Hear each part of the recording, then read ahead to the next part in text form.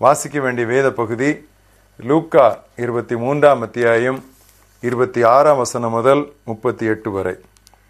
அவர்கள் இயேசுவை கொண்டு போகிற போது நாட்டிலிருந்து வருகிற சீரேனே ஊரானாகிய சீமோன் என்கிற ஒருவனை பிடித்து சிலுவையை அவர் பின்னே சுமந்து கொண்டு வரும்படி அதை அவன் மேல் வைத்தார்கள்.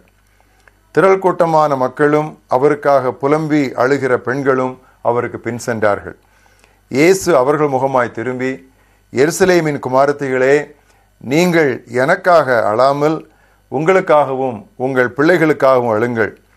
இதோ மலடிகள் பாக்கியவதிகள் என்றும் பிள்ளை பெறாத கற்பங்களும் பால் கொடாத முலைகளும் பாக்கியமுள்ளவர்கள் என்றும் சொல்லப்படும் நாட்கள் வரும்.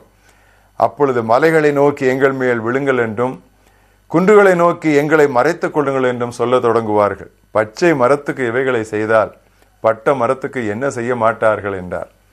குற்றவாளிகளாகிய வேறே 2 பேரும் அவருடைய கூட கொலை செய்யப்படுவதற்கு கொண்டு போகப்பட்டார்கள்.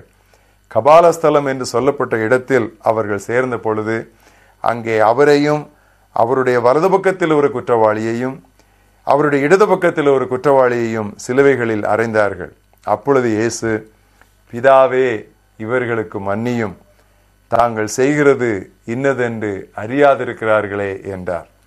அவருடைய வஸ்திரங்களை அவர்கள் பங்கிட்டு சீட்டு போட்டார்கள். ஜனங்கள் நின்று பார்த்து கொண்டிருந்தார்கள்.